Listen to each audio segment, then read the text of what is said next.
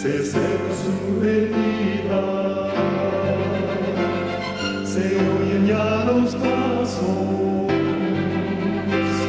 del rey que se aproxima.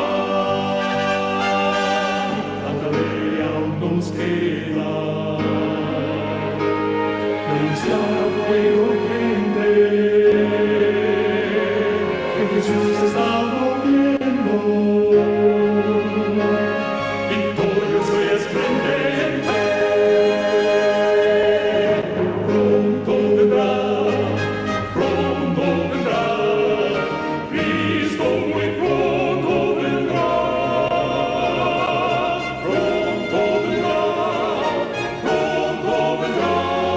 Era Padre eterno y bondadoso, suplicamos, Señor, que todo inconveniente, toda obra del enemigo, que tú la pongas en jaque, de manera que tu palabra pueda ser realidad.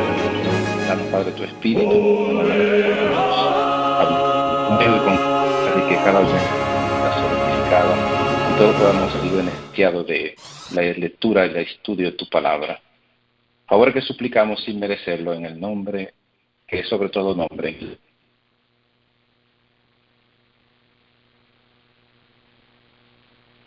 Que queremos agotar y sea vomitar.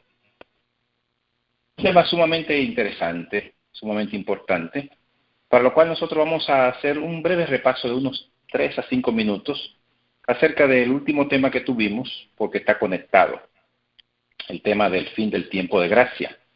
Quiero decirles de introducción que el vómito de la Odisea es el fin del tiempo de gracia de la Odisea. Es un mismo evento. Cuando nosotros hablamos del fin del tiempo de gracia, recordamos que la Iglesia Adventista y como institución repite la historia del pueblo judío. Y la historia del pueblo judío se circunscribe que su tiempo de gracia concluyó cuando Jesús subió a la cuesta de Jerusalén, que gritaban Hosanna, Hosanna, al Hijo de David. Ese día dice la sierva de Dios, el deseo de toda la gente, y la misma Biblia también dice que él dijo, tu casa estará desierta. Lo mismo también el pueblo, el Espíritu de Profecía nos dice que ese día el ángel de la misericordia plegó sus alas para nunca más regresar. Es decir, que Dios estaba dando el anuncio ya del tiempo, del fin del tiempo de gracia. Ahora, desde el punto de vista profético, pasaron unos años breves, cuando concluyó las 70 semanas, que equivalían a 490 años de gracia que se le concedió al pueblo de Israel, desde que se le dijo a Daniel esta profecía, los 2300 días, y se le dijo que 70 semanas estaban descontadas, es decir, 70 semanas estaban calificadas como tiempo de gracia para el pueblo de Israel. Con el apedreamiento de Esteban, entonces concluyó el tiempo de gracia profética para el pueblo de Israel. Pero desde el punto de vista físico, visible, la gracia tuvo ya su conclusión final, donde ellos mismos se dieron cuenta que ya la gracia de Dios no estaba con ellos, cuando la destrucción de Jerusalén ocurrió. Para ese entonces, la destrucción de Jerusalén hizo que ellos clamaran, Ishabó, la gloria, la gracia, la gloria de Dios se ha retirado de nosotros. Entonces fue cuando el pueblo se dio cuenta que habían estado jugando durante mucho tiempo con su tiempo de gracia. Hemos estado estudiando en varias ocasiones la repetición de la historia del pueblo de Israel en la historia del pueblo adventista. Así como la palabra de Dios nos dice en Eclesiastés 1, que fue ayer lo que es hoy, que será mañana lo que es hoy, porque no hay nada nuevo debajo del sol. Así también la sierva nos dice que la historia del pueblo de Israel es la misma historia del pueblo adventista. Que si queremos saber lo que ocurrirá con nosotros como pueblo, solo tenemos que echar una ojeada hacia atrás al pueblo, a la historia del pueblo de Israel. En más de 100 páginas nosotros tenemos esto en varios testimonios, tomo 5. Vamos a ver entonces que nos dice siempre que la historia es repetida. Y nosotros sabemos que el tiempo de gracia también le fue concedido al pueblo adventista, un tiempo de gracia determinado también. Y los mismos eventos deben marcarnos nosotros también su tiempo, fin de su tiempo de gracia. Nosotros podemos ver entre ellos, el que más visible tenemos, es la persecución contra los hijos de Dios.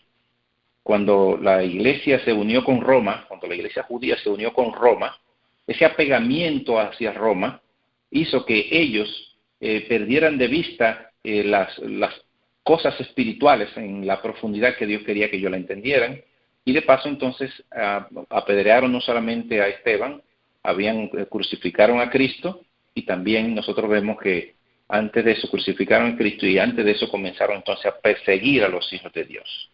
De manera que la persecución contra los hijos de Dios, los que predicaban la verdad presente de ese tiempo, era el indicio de que la gracia ya estaba dentro de la conclusión de ese tiempo de oportunidad que se le dio al pueblo de Israel. Nosotros sabemos que en Apocalipsis 3, del 14 al 22, nos habla a nosotros acerca de la Odisea. Se nos dice a nosotros acerca de la Odisea lo siguiente. Leemos así, Apocalipsis 3, del 14 en adelante. Escribe al ángel de la iglesia en la Odisea. Así dice el testigo fiel y verdadero, el origen de la creación de Dios. Conozco tus obras, que no eres frío ni caliente. Ojalá fuese frío o caliente, porque eres tibio, ni frío ni caliente. Esta versión dice, estoy por vomitarte de mi boca. Pero la versión que yo estoy leyendo, miren qué interesante, es la versión siglo XXI, Reina Valera, que es editada por la Iglesia Adventista. Y aquí donde dice, estoy para vomitarte de mi boca, cuando leemos en otras versiones, varias de ellas más antiguas, nos dicen, te vomitaré de mi boca. Son dos conceptos diferentes, aunque parecidos. Te vomitaré de mi boca significa que es una profecía que Dios estaba dando. La condición de la Odisea, debemos decir de entrada también, estamos dando pincelada para ir introduciéndonos más profundamente, la condición de la Odisea no es solamente una condición, sino que es también una condición institucional. O sea, la Odisea es una institución, pero la Odisea es también una condición individual de cada ser humano que existe, y de todas las iglesias, pero en especial del pueblo adventista. Y vamos a entender por qué la referencia es al pueblo adventista. Con toda claridad vamos a entender hoy que es una referencia hacia él. Por todos los lados lo vamos a entender así. Muy bien. Las 7 iglesias del Asia Menor, a todas las iglesias que había en el Asia Menor, eran iglesias que eran manejadas, no vamos a decir controladas porque no era la palabra más adecuada, pero eran dirigidas por los obispos de aquel entonces. Algunos de los apóstoles también tenían jurisdicción dentro de esas iglesias, pero ya más propiamente, cuando entramos a las iglesias propias del Asia Menor, Dios le da un piropo a todas las iglesias. Pero ustedes notan que a la Odisea no tienen nada bueno que decirle. Es una condición lamentable, es dura, pero es la realidad que nosotros leemos en la palabra. Si ustedes leen lentamente cada uno de los periodos de las iglesias, ustedes verán que son periodos también que corresponden, como dice la sierva de Dios, corresponden a etapas del desarrollo histórico de las iglesias. Eso vamos a verlo en su momento. Ahora bien, en la profecía de los 2300 se nos llega a nosotros hasta el 1844, donde debía surgir la última de esas 7 iglesias, que era la que iba a purificar el santuario. Es decir, la iglesia de Filadelfia de 1844. Antes de 1844 se nos dice a nosotros que la iglesia metodista era el pueblo de Dios, pero su apegamiento a las comodidades del mundo hizo que ella perdiera el favor de Dios.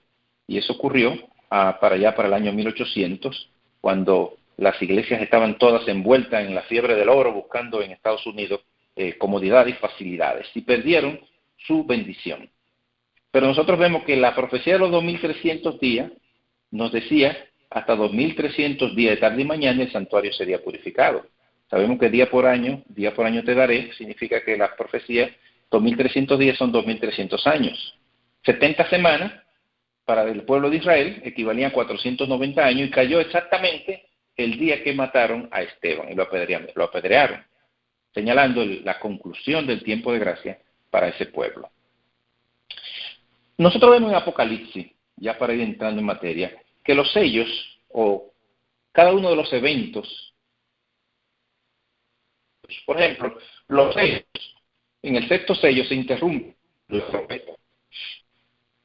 Cuando pasamos a la trompeta, en la sexta trompeta, en vez de pasar a la séptima, se interrumpe con la introducción de la iglesia de Filadelfia y el sellamiento.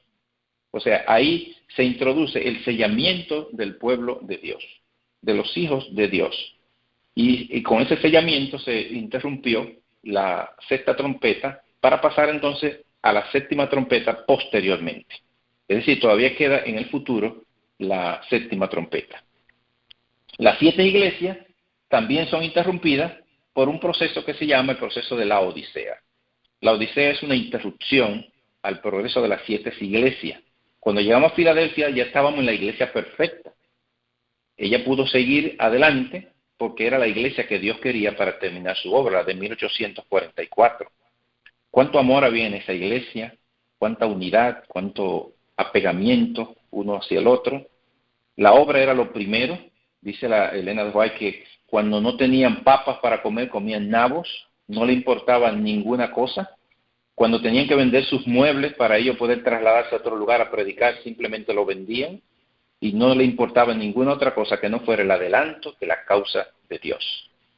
Era la iglesia perfecta, pero fue interrumpida por un proceso de apostasía y se introdujo la Odisea.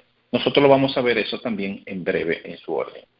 Queremos dar algunos detalles, porque de las 7 iglesias, como dijimos, la Odisea tenía unas condiciones que es bueno nosotros verla desde el punto de vista primero del contexto histórico-geográfico.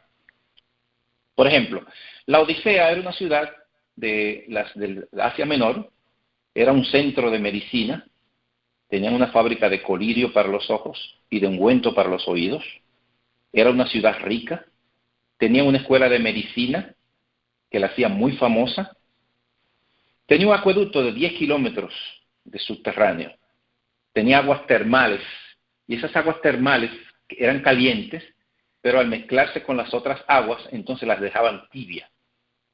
Y como agua de tomar era muy desagradable para ellos, el tomar esa agua porque era agua que se ponía tibia. La Odisea fue fundada en el año 250 a.C. por Antíoco de Siria. Y en el año 61 tuvo un devastador terremoto que la afectó. Esa ciudad tenía grandes privilegios, tenía privilegios en todos los sentidos, en su ubicación, en la prosperidad. Las personas de ese lugar eran ricas y como consecuencia, pues ustedes pueden imaginarse que eran una ciudad llena de orgullo y de jactancia. Cuando nosotros vemos las diferentes iglesias, en Apocalipsis se nos da a nosotros desde el capítulo 2, se nos habla primero de la iglesia de Éfeso. La iglesia de Éfeso era la iglesia del periodo apostólico inicial. Correspondía al caballo blanco. La segunda era la iglesia de Esmirna, que era la iglesia apostólica perseguida. Correspondía ya al caballo blanco, el caballo rojo, bermejo, por las persecuciones y las ligas que estaban ocurriendo allí. No estoy tratando de llevar una secuencia con los caballos, pero una simple mención para ver la conexión. Pasamos entonces a la iglesia de Pérgamo. Era la iglesia en Roma. Era el inicio de la apostasía. Allí tenía doctrinas como la de Balaán, que era el amor al dinero, y la doctrina de los nicolaitas, que era la carne santificada. Los nicolaitas creían que ya ellos no podían pecar, con nada que hicieran, que todo estaba en orden. La doctrina de Balaán era que estaban apegados al amor al dinero. Finalmente entonces continuamos con la iglesia de Tiatira. Ya la iglesia de Tiatira corresponde a la iglesia católica, ese periodo de apostasía. Dice, allí tú tienes a Jezabel. Recuérdense que Jezabel era la pagana que estaba ligada con el pueblo de Dios. Ahí hay una relación que podemos nosotros ir observando, porque en la palabra de Dios nos habla a nosotros de Jezabel. ¿Y cuál era el problema de Jezabel? Que Jezabel estaba casada con el rey del pueblo de Dios. Y en ese concubinato aparece entonces Elías. Y Elías denuncia esa macabra condición del pueblo de Israel. El rey le indilga a Elías ser el culpable de la desgracia que están ocurriendo. Y Elías le dice, no soy yo, sino tú porque te has llevado al pueblo lejos de los mandamientos de Dios. O sea, noten que el problema de Elías era por la ley de Dios. La acusación es contradevuelta a el rey de Israel, que corresponde hoy en día al presidente de la Conferencia General. Y le dicen, no, tú eres el culpable de la situación, porque tú has llevado al pueblo lejos de los mandamientos de Jehová. Sardi corresponde más al protestantismo, y Filadelfia corresponde a una parte de la iglesia metodista. Ellos expulsaron a los miembros que se unieron a Guillermo Miller, y ahí entonces entró la iglesia de Filadelfia en su etapa ya de apostasía, y se introdujo entonces posteriormente en el 1863. La sierva de Dios, Elena de White, nos dice a nosotros en 1863, lo podemos leer en Evento de los Últimos Días, página 92, en 1898, not flew, let's play from the Haven Library, en la página 99, el párrafo 1, nos dice ella lo siguiente, y escuchen bien: la iglesia está en el estado de la Odisea, y la presencia de Dios no está en su medio. Yo quiero, y vengo a demostrarles a ustedes en esta noche, que el estado de la Odisea, así como el estado de caída en Babilonia, no es una condición de un tiempo futuro. Claro, Dios siempre permite, como yo dije, que se evidencie posteriormente lo que ya Él ha estado anunciando y mostrando. Y es por eso que de esta forma nosotros vemos que la iglesia dice que estaba en el estado de la Odisea en el 1863. ¿Qué pasó en el 1863?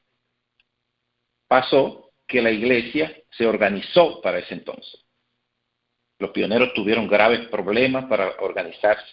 Dice Elena que Jaime White y otros también tenían contradicción con esta situación de organizarse, porque ellos sabían que toda institución, cuando se organiza, termina siempre en los caminos de Babilonia.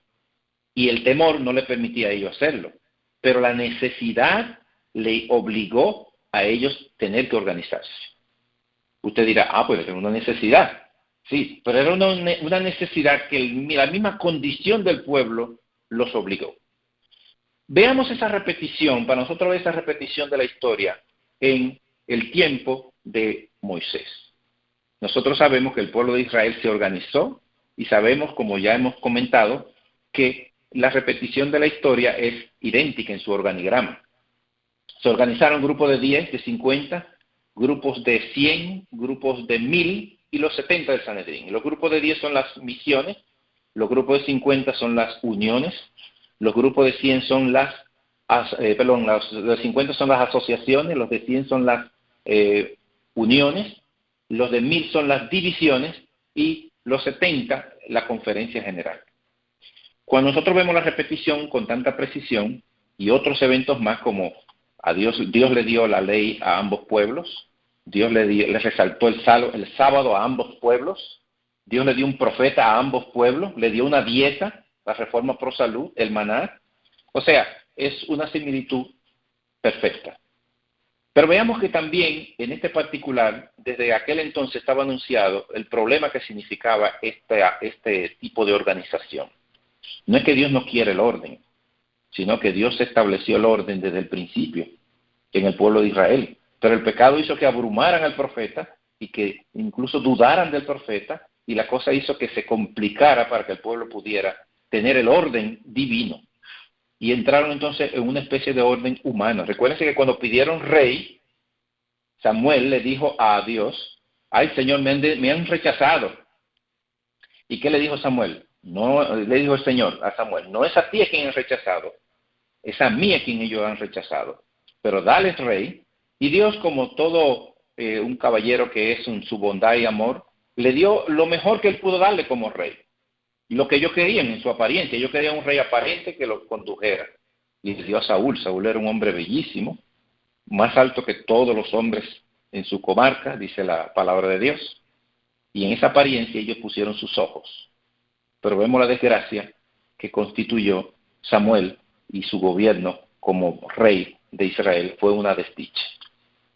Entonces, volvamos aquí a la página 398 de Patriarca y Profeta, y ustedes van a ver cuánta similitud hay en esto. Patriarca y Profeta nos dice a nosotros, página 398, el Señor oyó su oración y le ordenó que convocara a 70 hombres de entre los ancianos de Israel. Hombres no solo entrados en años, sino que poseyeran dignidad, sano juicio y experiencia. Y tráelo, dijo a la puerta del tabernáculo, el testimonio, y esperen allí contigo. Y yo descenderé y hablaré allí contigo, y tomaré del espíritu que está en ti, y lo pondré en ellos. Y llevarán contigo la carga del pueblo, y no la vas a llevar tú solo. El Señor permitió a Moisés que él mismo escogiera a los hombres más fieles y eficientes para que compartieran la responsabilidad con él. Desde ahí usted comienza a ver lo extraño del caso, que Dios no se los asigna, sino que deja que Moisés sea el que los elija. Dice, la influencia de ellos serviría para refrenar la violencia del pueblo y reprimir la insurrección. No obstante, escuchen bien, no obstante, graves males resultarían eventualmente del ascenso de ellos. Graves males resultarían eventualmente del ascenso de ellos. ¿Cuál fue lo que dice aquí, los males que resultarían? Esos 70 fueron los que se convirtió luego posteriormente en el Sanedrín. Y el Sanedrín fue el que crucificó a Cristo. Si a ustedes no les parece grave consecuencia esto, entonces ya ustedes pueden ver lo que significa forzar la voluntad de Dios. En términos prácticos, si ellos hubiesen obedecido y hubiesen sido un pueblo manso, libre del pecado, todo hubiese ido dentro del plan sencillo que Dios tenía para ellos. Pero tuvo Dios que permitirle que pasaran a una etapa de organización que no iba a ser para su bien. Dice aquí, vuelvo y repito, graves resultados vendrían del ascenso de ellos. Sigo diciendo y escuchen más todavía, nunca habrían sido elegidos si Moisés hubiera manifestado una fe correspondiente a las pruebas que había presenciado el poder y la bondad de Dios. Pero él había exagerado su propio servicio y cargas. Recuérdense que dijo, soy yo la mamá de tanta gente. Y casi había perdido de vista el hecho de que él no era sino un instrumento por medio del cual Dios había obrado. Él no tenía excusa por haber participado, aún en el mínimo grado, del espíritu de murmuración, que era la maldición de Israel. Moisés también se unió en esa murmuración. Soy yo la mamá de tanta gente. Sigue diciendo, si hubiera confiado por completo en Dios, el Señor le habría guiado continuamente y le habría dado fortaleza para toda emergencia. ¿Estamos nosotros viendo la situación? Entonces, lo mismo pasó también dentro del pueblo adventista. La organización no era porque era la voluntad de ellos, de Dios, sino porque esa fue la condición. Note que ese organigrama se fundamentó en un pagano, porque Jetro era de origen pagano. Aunque él tenía relación y vínculo con el Dios del cielo, pero él venía de una nación pagana y tenía conexión con el paganismo. Y Dios permitió que las cosas se hicieran sin él dar una orden directa. Hay que entender esto. Una cosa es que Dios te dé una orden directa y otra cosa es que tú provoques que Dios te dé una orden. Tú estás tentando a Dios. Y eso sería ya presunción, como pasó también, como Cristo también lo enseñó. Cuando Satanás lo tentó y le dijo, tírate de aquí, él le dijo, escrito está también. Dice que yo no podía tirarme si no era la voluntad de Dios. Entonces nosotros vemos que pasa a ser una presunción escogido a quien le dio el mensaje final. No es exactamente lo mismo, pero no. El movimiento adventista ilustrado. ¿Estamos al aire todavía? Sí, estamos escuchando. Sí, así que me sonó la máquina. Mire, en el capítulo del movimiento adventista ilustrado, hermana, ahí usted puede ver con claridad cómo se repite la historia. Porque la historia de 1844, dice la señora White, es una analogía a la historia nuestra en el tiempo del fin. O sea que no son cosas que uno se la inventa, sino que el mismo profeta, Dios se lo dio para nosotros. Y cuando usted lo ve ahí, dice que ella vio la iglesia como dividida en pequeños, como si fueran como cuerdas, como si fueran pequeños grupos. Y dice ella que habían hombres que andaban entre los grupos y le decían, la verdad está con nosotros, Dios está con nosotros, tenemos la verdad. Le pregunté a mi ángel, ¿quién eran esos hombres? Y me dijo, son pastores ministros que no quisieron aceptar la verdad presente y se la querían negar al pueblo. Léalo para que usted vea con facilidad cómo está ahí. Si quiere lo tengo aquí en mi mano el libro, podemos leerlo directamente.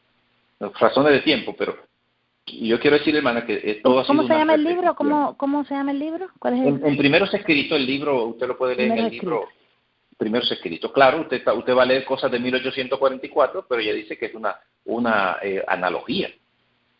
Una analogía. Solamente voy a leerle un trozo. Dice aquí: cuando elevaron el clamor, vi que aquellos que estaban en tinieblas los empujaban con el costado y con el hombro.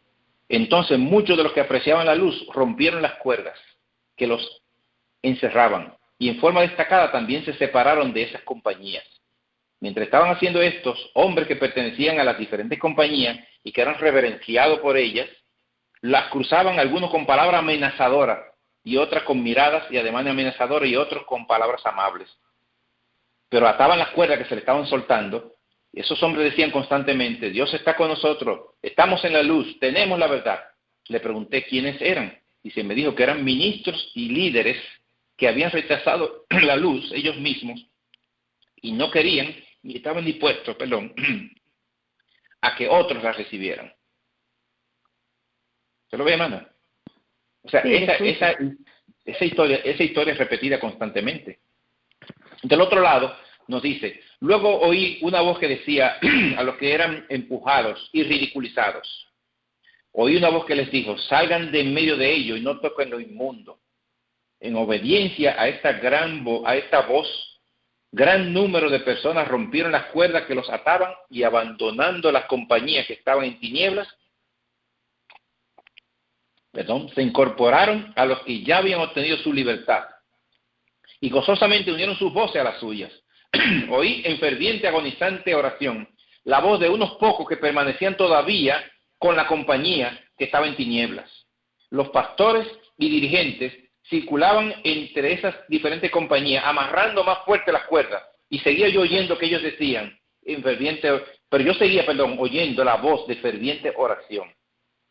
Entonces vi a aquellos que habían estado orando, extendían la mano en demanda de ayuda para la compañía que estaba unida y libre y que se regocijaba en Dios. ¿Usted lo está viendo, hermana? Claro. Esta pequeña compañía que se regocija en Dios. La respuesta que dio mientras miraba con fervor hacia el cielo y señalaba hacia arriba fue: salid en medio de ellos y apartaos. Yo vi personas que trataban de obtener su libertad y al fin rompieron las cuerdas que los amarraban. Ellos resistían los esfuerzos que se hacían para amarrar las cuerdas con más firmeza y rehusaban escuchar los acertos que le decían: Dios está con nosotros, tenemos la verdad está con nosotros. Continuamente habían personas que abandonaban la compañía que estaba en tinieblas y se iban uniendo a la compañía que estaba libre. Gloria a Dios. ¿Usted lo ve claro, hermana? Sí. Sí, eso es, hermana, esa es la repetición. Y usted lo puede leer en muchísimos textos. Ya le dije el 398 deseado de toda la gente. Y así por el estilo. Cristo era una pequeña compañía cuando vino, hermano. Lo que Cristo hizo fue, con los apóstoles, comenzar a predicar el Evangelio, y había una persecución con ellos dentro del sistema organizado. El sistema organizado no querían tolerarlo. ¿Bien? Entonces, Cristo eso es lo que hizo está pasando ahora. Exactamente, hermana. Cristo era una compañía pequeña, un grupo pequeño, ellos tenían una verdad presente. Pero ¿qué pasó con el pueblo judío? Que no quisieron entender la verdad presente de su tiempo. Porque yo le pregunto, mire lo que es la verdad presente, hermana. Yo le pregunto a usted, ¿qué es más importante? ¿Cristo murió o Cristo resucitó? Indudablemente, si Cristo no muere, primero no puede resucitar. Pero lo más importante cuando llega el momento de la resurrección es la resurrección, ya no la muerte. No significa que la muerte pierde valor, sino que lo que tiene valor de verdad presente es la resurrección. El apóstol Pablo lo dijo. Si Cristo murió, pero no resucitó, vana es nuestra fe. Entonces, ¿qué es más importante? ¿Cristo resucitó o Cristo vuelve por segunda vez a buscarnos? Claro que Cristo vuelve a buscarnos. Pues la iglesia siguió en el pesebre ahí, todos los años haciéndole un pesebre, hasta con la Virgen María y José ahí para celebrar el nacimiento, y todavía están dentro del santuario en el lugar santo. Pero ya nosotros, hermanos, no estamos para el lugar santo, nosotros estamos para el lugar santísimo. Claro, claro que sí. Porque ya estamos saliendo, hermano, y Cristo viene, y Cristo no está en el lugar santo, Cristo está en el lugar santísimo. Ella vio a algunos que cerraban la puerta del lugar santísimo y se volvían al lugar santo. ¿Ya lo vio? Esos son los que están en el lugar santo todavía. Ya casi está saliendo del lugar santísimo. Correcto. Entonces ya está saliendo del lugar santísimo y todavía la iglesia está en el lugar santo, celebrando los rituales del lugar santo. Esa es la confusión, hermana, que nosotros no podemos tener. Tenemos que dar un mensaje claro y definido para que los que vayan a salir, salgan, de manera que Dios pueda tomarlo por hijos y puedan hacer la voluntad de Dios.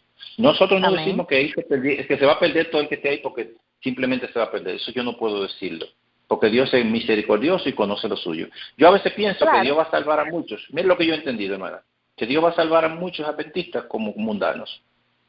No lo va a tomar en cuenta como adventistas porque de hecho no saben nada. Hay gente que lo mojaron, están ahí adentro, pero no tienen ni idea siquiera desde dónde ellos están.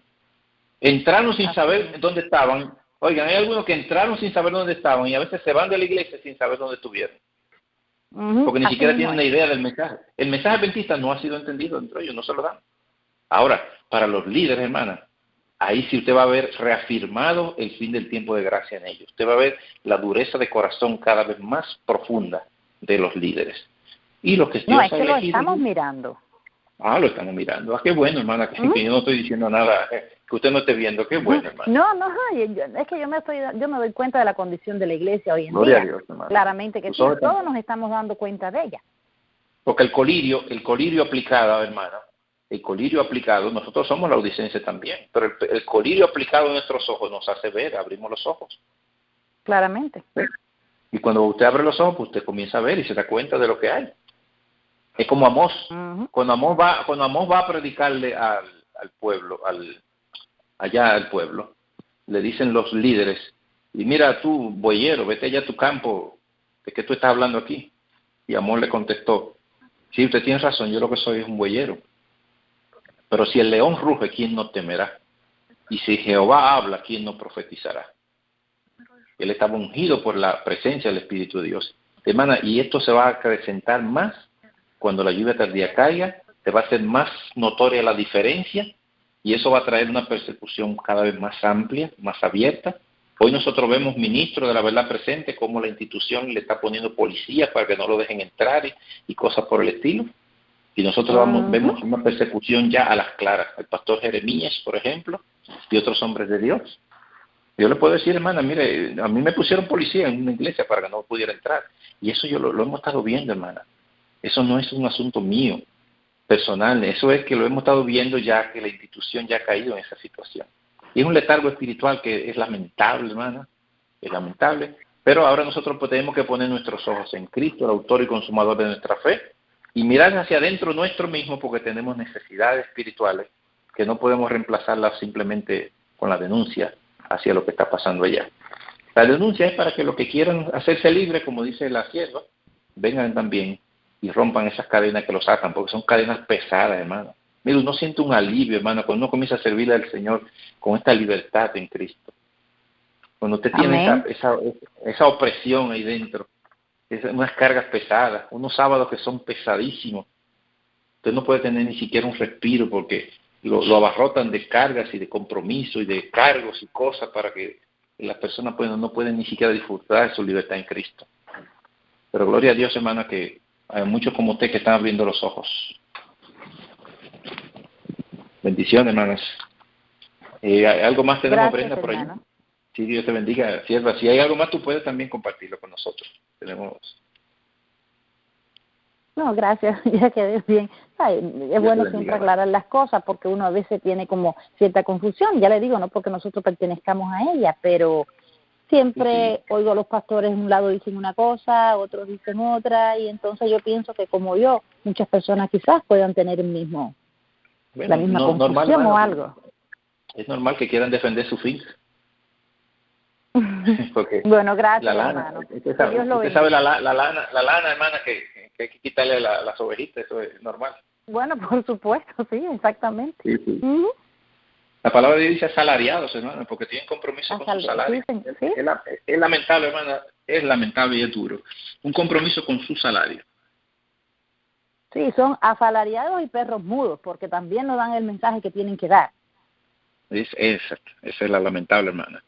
Porque si tú pones por el lado, el obrero digno es su salario, pero es el obrero que está dando la verdad presente, la verdad de su tiempo, la verdad que le corresponde. Sí. La hermana Brenda está ahí con nosotros. Aquí estamos, ahí está Olguita también, tiene una pregunta. Gracias, hermana Caridad. Ahí está Olguita con nosotros. Gracias, Dios te bendiga, hermana. hermana Que el Señor Caridad. los bendiga. Amén. Hermano, Hermana buenas Olga. noches a todos. Amén. Dios te bendiga, hermana.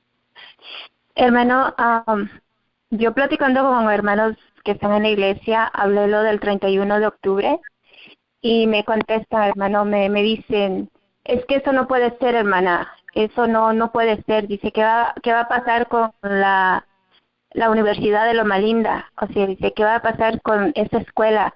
O sea, todo eso, hermana, lo que usted me está diciendo, dice, es inconstitucional.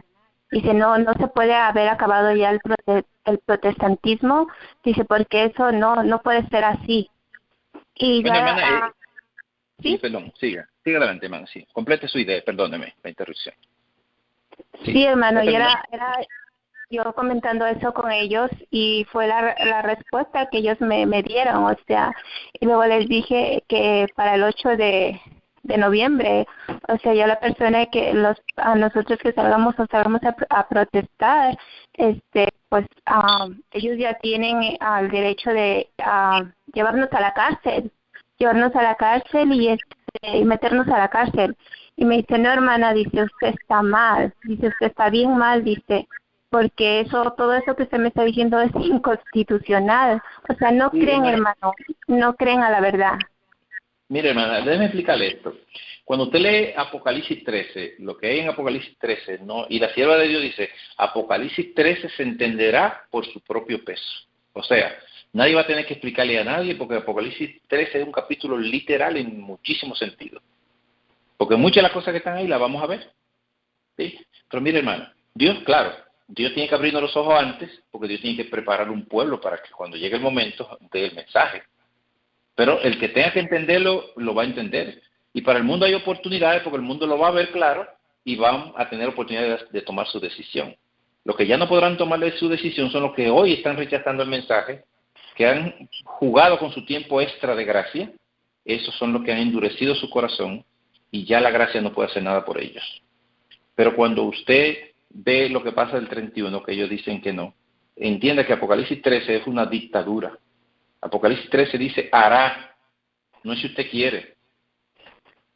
La sierva de Dios dice que el papado está buscando apoyo del protestantismo y cuando tenga el protestantismo le dé su apoyo, ya será tarde para ellos salir de la trampa.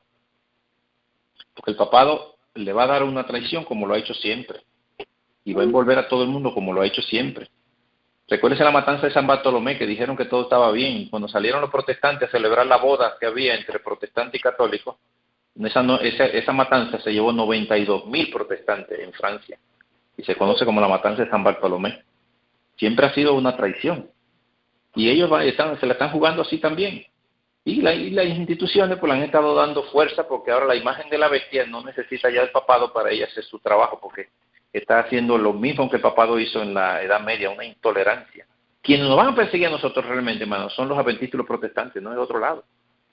La señora Elena lo dice, que dice ella que nuestros antiguos hermanos nos entregarán al papado y pasaremos a ser un pueblo oscuro. O sea que eso queda bien claro allí, pero como constitución, hermana, yo no sé cómo ellos van a manejar eso.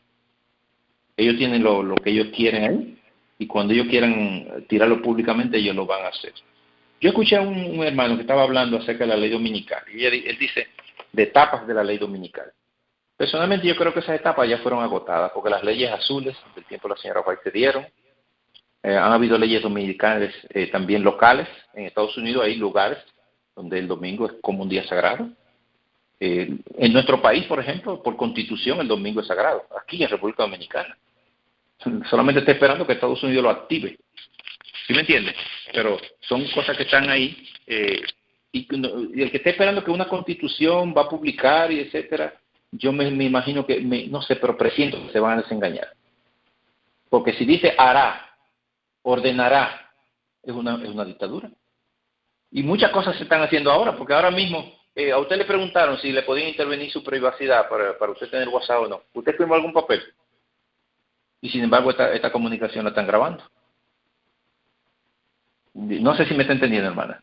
Sí, hermano, sí. Claro que sí, o sea, ellos tienen derecho ya y ellos se dan cuenta de todo, o sea, de toda nuestra información porque, bueno, gracias a Dios yo no tengo nada de eso, no tengo ni WhatsApp, ni Facebook, no tengo nada. Simplemente, pues ahora que estoy por teléfono, simplemente, pero ellos se dan cuenta, o sea, ellos agarran toda nuestra información, ellos ya la tienen, toda nuestra información de cada uno. Pues nosotros, aunque perdamos la vida, hermano, tenemos que estar aquí porque como guardias de Jesucristo para darle el mensaje a ustedes, porque de ninguna otra forma pudieran escucharlo, ¿no? Pero tenemos confianza en que Dios va a hacer lo que tenga que hacer y el que tenga que morir, que muera por Cristo, porque es nuestro privilegio, no solo, dice la palabra de Dios, no solamente es nuestro privilegio padecer por Cristo, sino también morir por Cristo. Amén. Así que es un privilegio. Así que sigamos adelante, hermana, pero no le hagas caso a esos comentarios, hermana, porque indudablemente no tienen un fundamento. Estos hermanos no tienen un fundamento en lo que están diciendo, porque si usted va a esperar que una constitución haga las cosas así, en Apocalipsis 13 ya no se habla de constitución, se está hablando de una imposición. Y nada de lo que se está haciendo se está pidiendo permiso a nadie. Y es como dice, se está jugando con la vida ajena, inclusive. Porque cuando usted ve eso, el Harvey y todos esos mecanismos que se está utilizando para alterar el clima y el daño que se está haciendo aquí y allí, tampoco le están pidiendo permiso a nadie para ninguna cosa. Así que no, dígale a los hermanos que están pensando ellos, que le van a pedir permiso a ellos, o a los adventistas le van a decir, ¿podemos poner la ley dominical? No, las cosas no son así. Como dice usted, mi hermano, están completamente dormidos. La verdad, me da tristeza porque así está la iglesia donde yo voy. Yo por más que he hablado con hermanos y les he mirado, he mandado videos y todo esto, y luego me contestan, pues, hermana, le pido que oren por nosotros, dice, porque nosotros, como dicen ustedes, somos la iglesia del diablo, dice, pues, ay, por favor, oren por nosotros. Y me da tristeza escuchar eso, hermano, porque como dice usted, son nuestros mejores hermanos, o sea, da tristeza.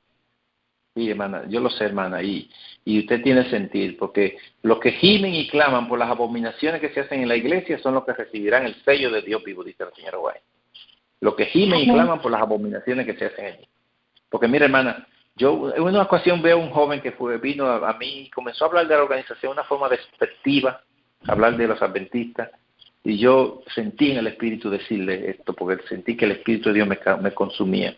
Yo dije, mi hermano, váyase de rodillas, y cuando usted aprenda a llorar primero por ese pueblo, entonces venga y critíquelo y hable de ellos. ¿Sabe por qué, hermana? Porque no se trata simplemente de una crítica, es que usted sienta el dolor de lo que está pasando ahí. Que nuestros hermanos sientan que hay lágrimas en nuestros corazones cuando nosotros le estamos señalando la situación que están pasando, hermano. Le han dado la espalda a la obra de Dios. La han dejado. La sierva lo vio también, porque todo es una repetición, vez tras vez. ¿Qué vio ella? Ella dice que ella vio cuando la bandera la dejaban tirada en el suelo y otros venían y la cogían y la levantaban en alto para que se mantuviera en alto el estandarte de Cristo.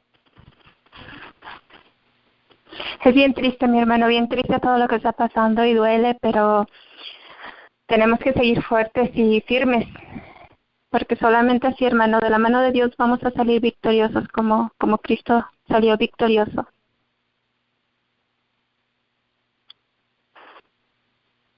Amén, amén. Aquí hay una pregunta gracias, Olguita, de Jeremías. Está preguntando sobre la ira de Dios. Quiere saber si se está cayendo la copa de la ira de Dios. Si le puede ayudar, estuve tratando de hacer la pregunta, pero no sé. La línea de él no se escuchaba tan bien. Esa sería la última pregunta ya. No sé si se cayó.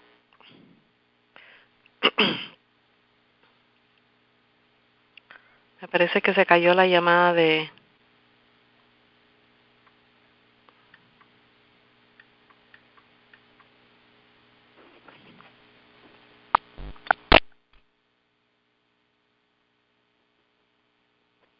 Hermana Brenda. Sí, Olguita, te escuchamos. Mi hermana le quería hacer una pregunta. Mi mamá mi mamá y mis hermanos están en Tijuana. Yo le quería decir cómo pueden ellos entrar a la iglesia del aire, así como yo entro con la misma numeración. Pueden entrar, así como tú entras para el YouTube, sí. Esa sería la buena forma, sí. No, pero en línea, mi hermana, así como yo estoy hablando, porque no estoy en YouTube, estoy ahorita en la línea. Porque por claro YouTube, que sí. ¿Y dices que está en Tijuana? Sí. Porque nosotros vamos a ir a hacer la obra misionera allá en Tijuana para el 30 de noviembre estamos allá. No sé si ellos se quieren juntar con nosotros. Sí, yo le puedo dar su teléfono a mi hermano Santiago para que vayan y no sé ustedes dónde se vayan a quedar, pueden ir con mi mamá también. Ella vive en una montaña, hermana, que se llama Vista Encantada y ahí tienen la iglesia y es muy pequeñita. Y pocos hermanos saben de la verdad presente y para que se comunicara usted con mi hermano Santiago, hermana. Ya, está bien. ¿Y tú tienes mi teléfono, no, Olguita?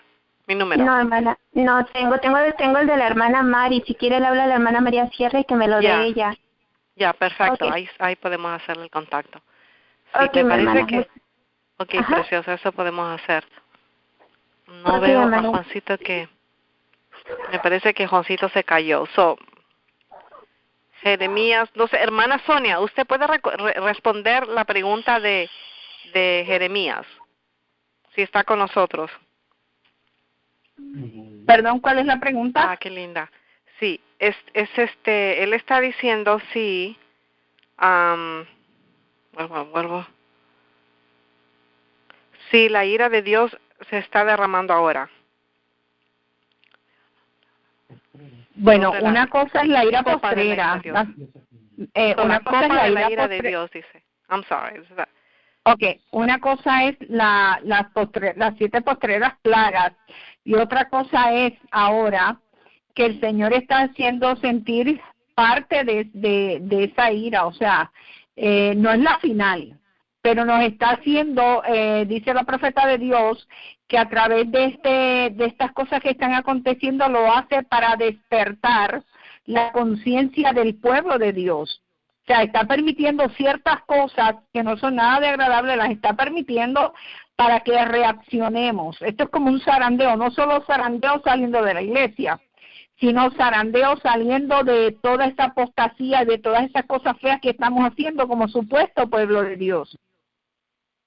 Y esto sí es una señal, porque la profeta sí lo dice, de que cuando veamos todas estas cosas acontecer a menudo, es una señal de que el Espíritu Santo se está retirando de la tierra. Y eso no lo dudemos. O sea, están aconteciendo muchas cosas que nos ponen tensos, naciones airadas, asesinatos, huracanes, temblores, terremotos, tsunamis. Hermanos, esto es una señal de que estamos en los postreros días y que de que sí, el Espíritu Santo se está retirando gradualmente de la tierra. Amén. Y si le podemos hacer la misma pregunta a su hermano Fernando Restrepo, que también lo escuché por ahí, para que Jeremías esté un poquito tranquilo. Dice nuevamente sobre la copa de la ira de Dios. Quiere saber si eso tanto no lo explica. La hermana Sonia lo explicó bien, pero si hay algo que añadir. Buenas noches, Dios lo bendiga riqueporosamente, hermana. Lo que pasa es que cuando el Señor retira su gracia del pueblo de Dios, sabemos todo muy bien que el que va a tomar control del planeta Tierra es el enemigo de las almas. Y por ende, la desobediencia de los seres humanos, de nosotros, se va a incrementar tanto de una manera tal que Dios ya no puede soportar más. Y ya lógicamente todos entendemos que el Señor ya dice, hecho está. Cuando dice hecho está, ya hecho es, ya definitivamente ya se va a consumar la obra final para la liberación del pueblo de Dios. Y en esa obra final para la consumación, la liberación del pueblo de Dios, del remanente fiel, pues van a comenzar a caer las 7 postreras plagas de la ira de Dios. Pero decir ahora que ya la ira de Dios está sucediendo esto, no son no, yo diría, no es, pero sí, como dijo la hermana Sonia, y pues lo dice la hermana White, que el Espíritu de Dios se está retirando ciertamente y gradualmente de la tierra, y va a llegar el momento que se va a retirar completamente de la tierra, y ahí es que el Señor va a hacer su obra extraña, y su obra extraña es esa, derramar las 7 postreras plagas sobre un mundo impenitente. Y lógicamente, pues ya todos sabemos la profecía, que a los que estemos sellados o estén sellados, no nos va a tocar esa plaga. El mismo principio que pasó cuando Moisés fue a liberar por mano de Dios, lógicamente, usando Moisés al pueblo de Egipto, esclavo, que estaba esclavo. Derramó también unas plagas. Las primeras 3 plagas fueron 10, pero porque las primeras 3 plagas, Satanás, usando sus instrumentos, las copió, pero 7 otras plagas no pudo copiarlas. Pero asimismo, es una similitud de cuando el pueblo de Dios va a ser liberado y rumbo a la Canaán celestial van a ser derramadas esas 7 plagas postreras de la ira de Dios. No sé si con esto le aclaro la pregunta al hermano. Pero la pregunta en sí, ¿cuál es exactamente? Que no estaba en el aire. Dígame, Ana Brenda. Ayúdeme. Bueno, Jeremías está preguntando si de la copa de la ira de Dios, lo relacionado a eso, y la hermana Sonia y el hermano Restrepo contestaron esa pregunta. Yo creo que ya para él está bien claro eso. Ok. Sí, gracias a los hermanos. Sí, gracias. Hermano Juan Elena, bendiciones. Dios te bendiga, siervo. Un placer. Sí, hermano. Yo sí veo, hermanos, que el tiempo de crisis de plagas, a los hijos de Dios no le va a caer la plaga, pero los efectos nosotros los sentimos, porque no es a comerle un caramelo que vamos. Entonces eso va a producir una purificación cada vez mayor, hasta que pueda salir la iglesia que Cristo espera, que es la iglesia sin mancha ni arruga ni ninguna otra cosa semejante. O sea, toda esa crisis va a completar el carácter de los hijos de Dios. Así fue en la antigüedad y siempre será así. Si usted lo mira con claridad, así es como evolucionan las cosas. Para que sea por gracia, dice el apóstol Pablo, ¿no? De esa manera. La gracia de Dios hace una elección, porque Dios ve los suyos, los conoce, y conoce su corazón, y conoce a cada uno de sus hijos, la lucha. Hermano, el que no está luchando, pues no recibe. Sencillo. No podemos pensar que Dios es injusto, porque Dios es totalmente justo. La gracia de Dios no es maladagariana, porque produce un efecto, y el efecto natural es que los hijos de Dios continúan buscando con todo el corazón obediencia. Pero dígame usted, personas que han estado por años buscando con sinceridad a Dios, que han estado subyugando su corazón con todos los defectos y las luchas, que han estado teniendo un vegetarianismo, un interés por las cosas de Dios, por buscar a Dios. Esas son las formas nada más. Lo que Dios ve no se confunde con eso. Lo que Dios ve está en profundo, en el corazón. No sé, pero si hay un consenso en nosotros, yo creo que el Espíritu de Dios está con nosotros, dándonos unidad en estos criterios. Hermano Restrepo, ¿está por ahí? Amén, exactamente, hermano. Estamos de acuerdo al 100%. Gloria a Dios, hermano. Qué bello que los hijos de Dios podamos. ¿Sabe, hermano? Yo tengo un anhelo, ahora que estamos aquí, un anhelo en mi corazón, y es ver como que los hijos de Dios tomemos un tiempo de reunirnos sin pensar en ninguna otra cosa que no sea en buscar, así como Dios nos está dando unidad del Espíritu, buscar unidad de doctrinal, que nosotros podamos comenzar a estudiar algunas cosas, pero nosotros ve cómo podemos darle a un pueblo un frente unido. Hay una cita que a mí me gusta, pero no la recuerdo, creo que era en Primero Escrito, donde dice que los de Dios dejaron a un lado sus diferencias y le dieron un frente común al enemigo. Usted tiene una idea más o menos, o por lo menos la ha visto, la recuerda, hermano. Sí, hermano. Así mismo es. Se dejan las diferencias a un lado y nos unimos en la verdad, en Cristo Jesús. Y lo demás vendrá por añadidura. Y habiendo tantas falsas doctrinas, ¿eso va a suceder cuando se derrame el Espíritu Santo, hermano Restrepo? Lo que pasa, hermana, es que, como dice el hermano Juan Elena, dice la palabra, la verdad nos hará libres. Una vez nosotros encontremos la verdad en Jesús, no en, como lo explicó en su temática en la noche de hoy, no en filosofías, no en corporaciones, no en asociaciones, no en hombres, sino que vayamos al escrito está, pues todos unánimes, todos, individualmente, vamos a llegar a alcanzar la plenitud de la estatura, del conocimiento de nuestro Señor Jesucristo. Y eso es lo que cada uno de nosotros tenemos que lograr por su gracia, y automáticamente pues el carácter de Jesús se va a reflejar en nosotros.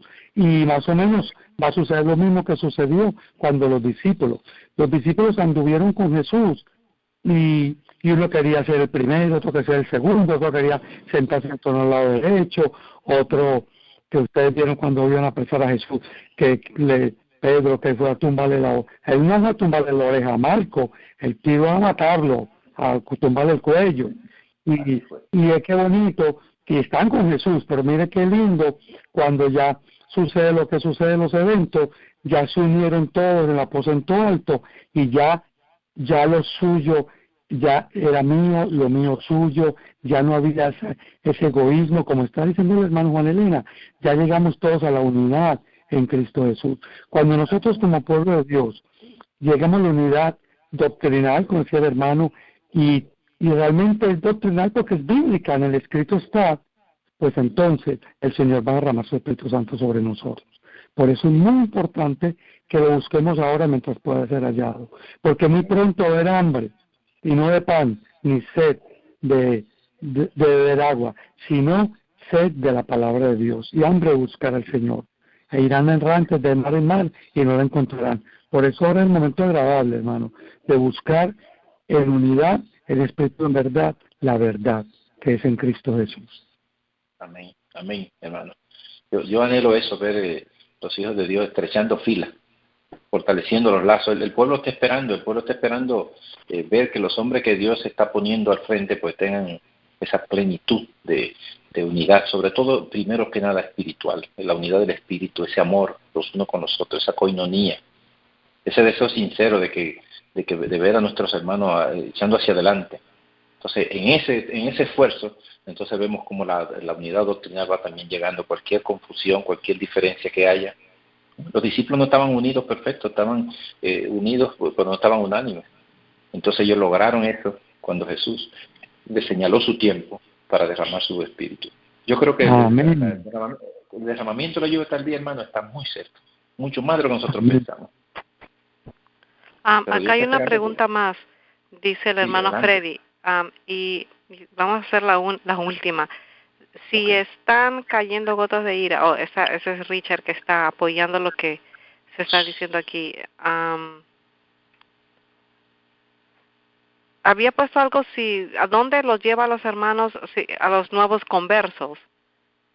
Okay. Bueno, hermano, tenemos la iglesia al aire. Es una linda oportunidad. Dios tiene muchas maneras, hermano. Dios tiene muchas maneras. Porque hay diferentes grupos, la verdad presente. Está la verdad al aire. Tenemos el pastor David Gay. Hay muchos hombres de Dios, ¿entiendes, hermano? Nosotros no pensamos ser el único canal, pero muy grande por este lugar. Y yo pienso que pudiera ser una forma de Dios utilizar este canal si como vamos hasta ahora nos dejamos conducir por el Espíritu, en armonía, en paz y en amor de Cristo. Yo pienso que el Señor puede utilizar esto como un medio de unificación, de masificar los hijos de Dios para que estén unidos en esta forma. Pero la obra de Dios y el Espíritu Santo es el que tiene el control. Ningún hombre podrá hacer eso, hermano, ahora en este tiempo del fin. Pero se van a chasquear lo que están pensando que Dios va a tener que obrar a través de una institución. No es así. Freddy, también para decirte un ratito aquí, para decirte un ratito, solamente quería agregar algo para Freddy. Freddy, ¿quién nos puede bautizar? Es mi pregunta. Mira, hay un hermano aquí que de la cadena que el hermano Juan Bautista lo va a bautizar. También está el hermano Restrepo. Hay otra hermanita también que se va a bautizar, si Dios quiere, en México, y si tenemos que ir para allá, nos vamos para allá. Hay personas aquí que están, el hermano Restrepo está aquí prácticamente todo el tiempo, ustedes lo conocen, también puede bautizar usted, ¿no, hermano Restrepo? Yo estoy segura que sí. Amén, la rosa para el Señor, y solo con toda humildad. Yo no soy pastor ni nada por el estilo, pero el Padre me ha dado la autoridad y he bautizado y ungido pues, por la corporación, que eso, pero lo más importante es ungido por el Padre Celestial. Y he bautizado con la orden de la gloria sea para el Señor. Y me tocó bautizar en un tiempo que era bien difícil. ¿Por qué? Porque se tenía entendido que los únicos que podían bautizar, o como se tiene, o todavía hay muchos que están en la corporación, que solo el pastor que está en la corporación es el único que puede bautizar. Y hay ejemplos bíblicos. ¿Se acuerdan del ejemplo de Felipe con el etíope? Eso es un ejemplo clásico, hermano. Y escuchan todas las cosas a las personas. Sí. Hermano, Felipe era un diácono.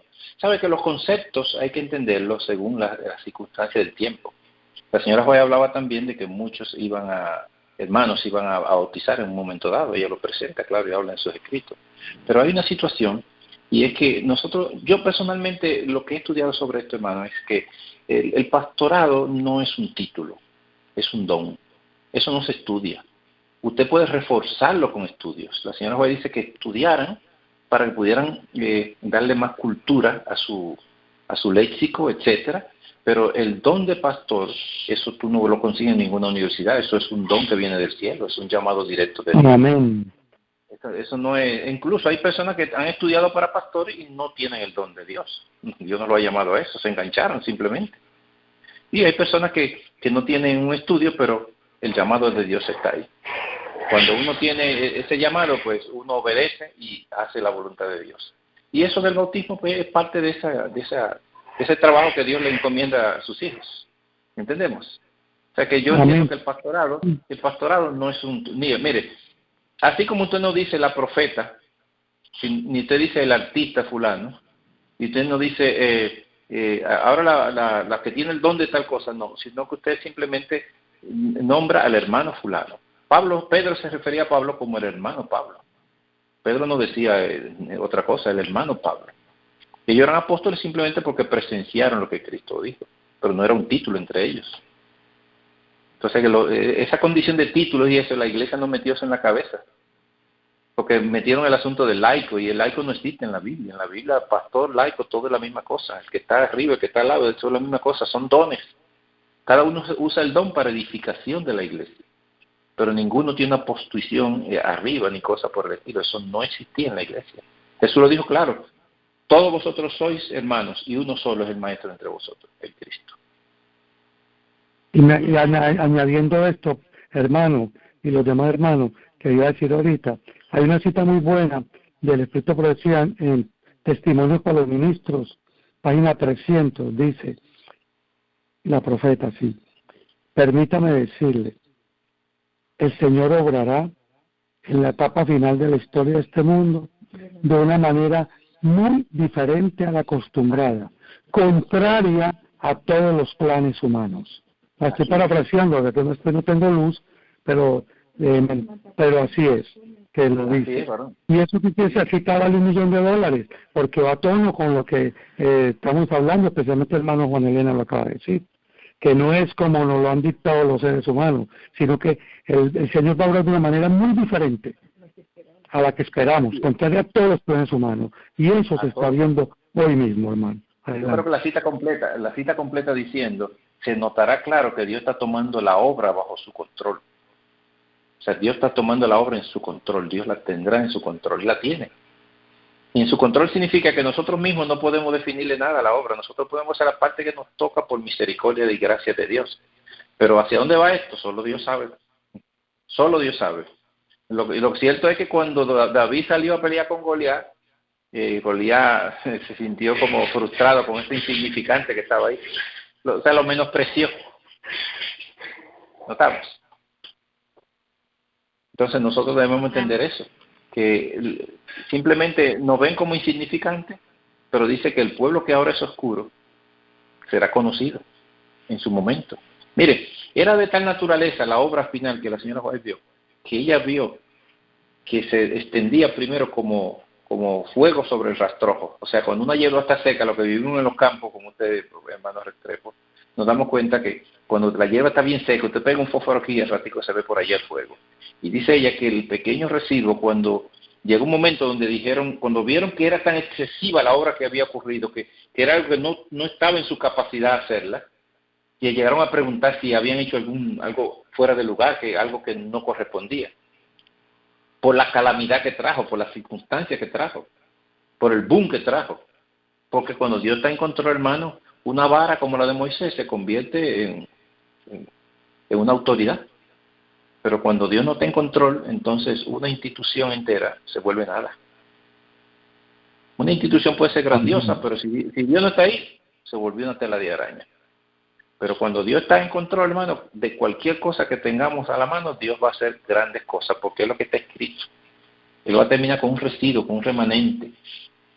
Y el que se echó al lado, lamentable mucho, porque el pregón de batalla, hay muchos que no lo han soportado, y lo que han hecho es sencillamente volverse para su tienda de campaña. Pero esto, hermano, no se puede echar hacia atrás, esto es hacia adelante. Y poner en manos de Dios. Hermano Fernando Restrepo, su esposa estaba diciendo para ir allá a Colombia, ya que el hermano Jeremías quiere que lo bautizan. Ahora me está diciendo que quiere, y él está bien emocionado, quiere que vayamos para allá. ¿Cuándo sería eso? Porque él quiere que vayamos para allá para que lo pueda usted bautizar. Bueno, ¿sabe todavía no?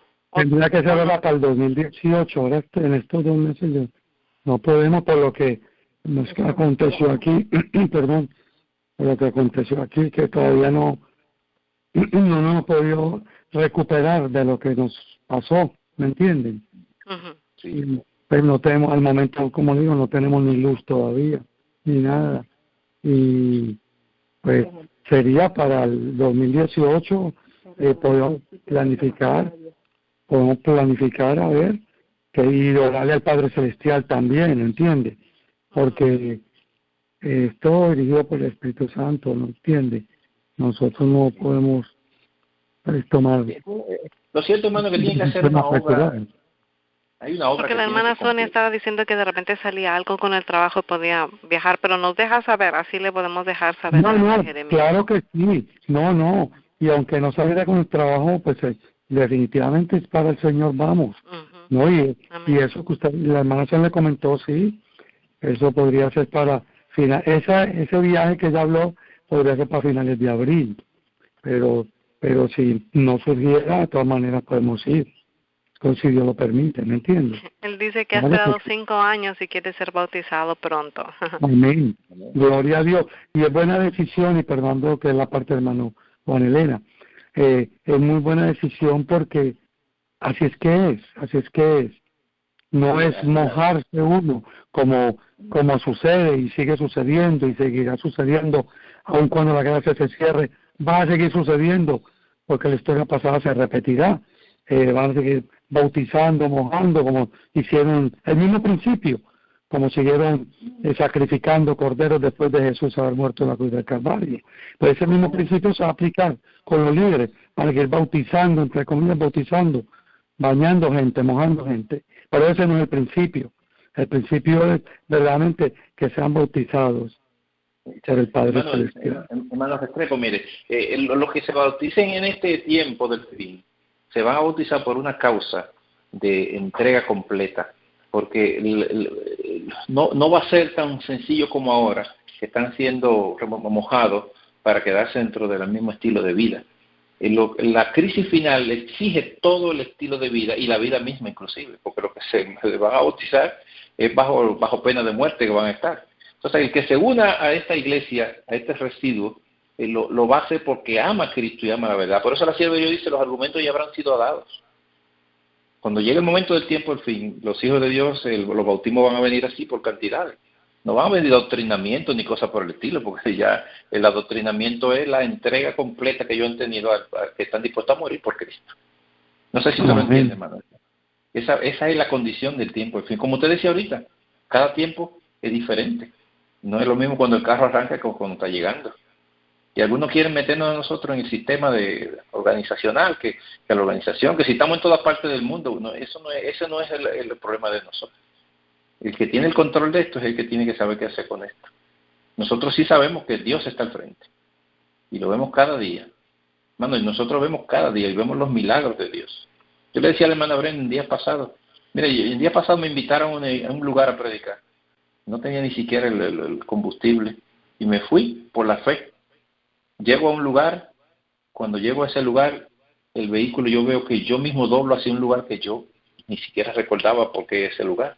Pero cuando lo veo, digo, pero aquí vive fulano. Cuando voy, me dice, mira que te estábamos esperando. Yo no le voy a hacer larga la historia, hermano. Yo le puedo decir que cuando yo salí de ese lugar, yo tenía alrededor de 18,000 pesos en los bolsillos. Para gasolina y para pagar compromiso y para pagar lo que fuera. Y Dios así que obra, hermano. Yo lo he visto a Dios obrando. Lo he visto obrando. En mi casa lo hicimos nosotros así. Nosotros vinimos aquí por pura fe, sin dinero en los bolsillos. Nosotros vinimos aquí a este campo, estábamos viviendo en el pobladito cercanito, y cuando veníamos para acá a ver la tierra, una madrugada, siento que el Señor quiere que salga a caminar a las 6 de la mañana. Un señor me dice, ¿a dónde va? Digo, a tal sitio. A mí, venga, que yo le doy una bola. Y en el camino nos hicimos amigos, conversamos, y cuando vinimos a llegar aquí, me dice, ¿y por qué tú no se hace su casa aquí en este terrenito? Digo yo, bueno, yo soy misionero y mi profesión yo no la estoy ejerciendo aquí. Yo soy doctor en el área de optometría, pero no la estoy ejerciendo porque vine aquí a servir y no tengo recursos. Y me dice él, pero mira, vamos a una cosa, yo te voy a hacer tu casa y en 2 años tú me la pagas. Digo yo, pero es que yo no puedo decir que la voy a pagar en 2 años porque yo no sé de mi vida. Mi vida es de Dios ahora mismo, yo no sé qué voy a hacer. Y me dice, mire, eso es de Dios también. Es más, no me pague nada. Yo le voy a hacer su casa. Y comenzó a traer material ese mismo día. A traer material y al otro día ya estaba construyéndose la casa. Y cuando la casa estaba ya a la altura terminándose, que faltaba el techo arriba, los materiales cuando lo voy a buscar me dice, mira, a la esposa mía se le metió Satanás. Esa mujer está divorciada de mí, no duerme conmigo, así te sigo ayudando. Y yo dije, no se preocupe. Y terminando yo decirle no se preocupe, en la carretera me da un empujón, nosotros le decimos una bola, no sé cómo dicen por allá, un pon, y cuando me trae a la finca, que queda 1 kilómetro, a 2,5 kilómetros del pobladito, y cuando me trae hacia la finca, me dice el amigo, ¿y por qué tú no le pusiste el techo primero a la casa? Y le expliqué lo que había pasado. Y me dice, pero yo te dije a ti que yo soy el encargado de la vivienda para los pobres, y que desde hoy soy tu amigo, que esa manera de tú predicarme nada y me había predicado así. Quédate ahí. Y me llevó a un ¿cómo se llama esto? Un almacén, y le dijo todo lo que le haga falta para terminar el techo de su casa. Mire, de esto le pongo a la cuenta mía. Y Dios hizo la casa así. Y eso ha sido así también. Amén. Amén. Entonces, si podemos terminar, Juancito, ya nos pasamos un poquito de la hora. Hay 2 peticiones del grupo de 2 hermanas que tienen una petición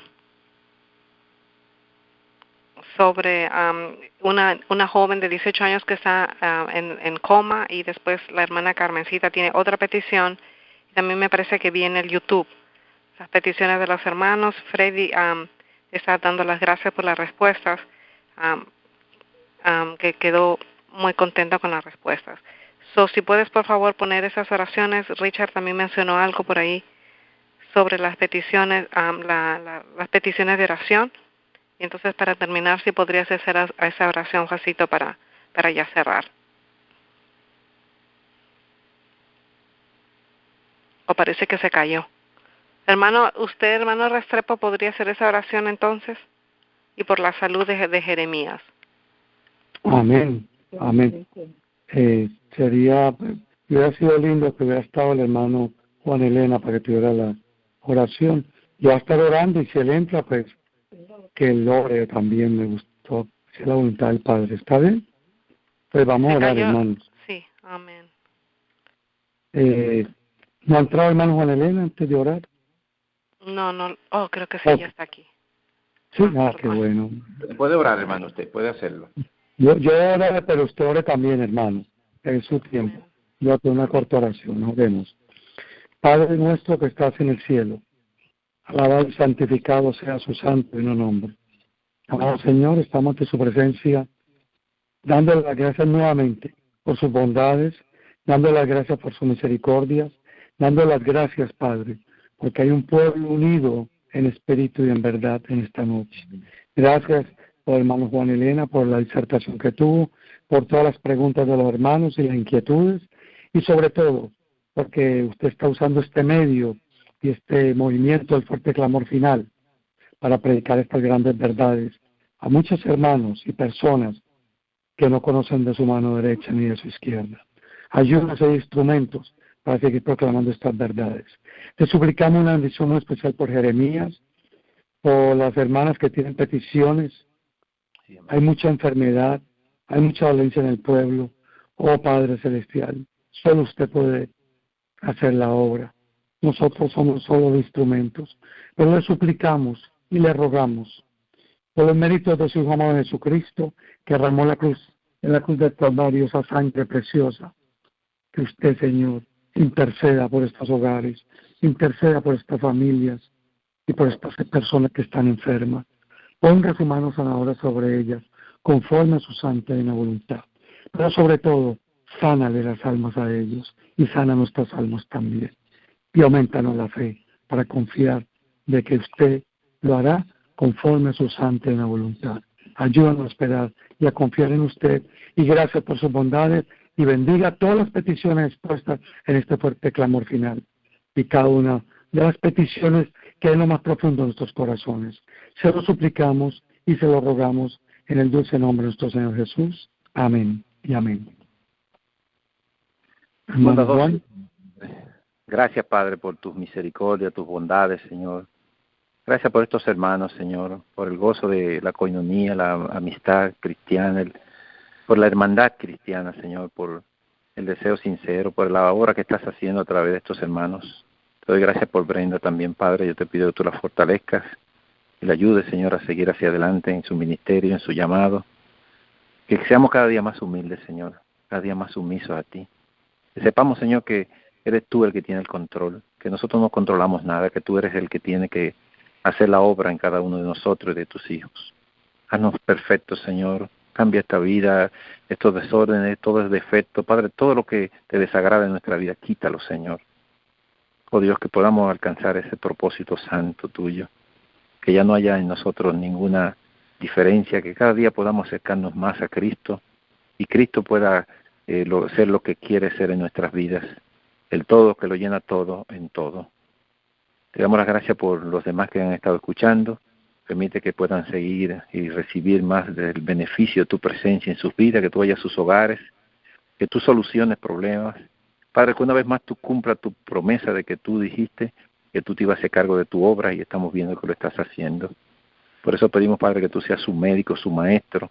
Tu palabra dice que nadie dirá conoce a Jehová porque todos te van a conocer, desde el más chiquito hasta el más grande. Y estamos confiando en tu palabra, Señor. Lo que estamos haciendo, lo estamos haciendo sencillamente siguiendo los pasos de Cristo, nuestro Maestro.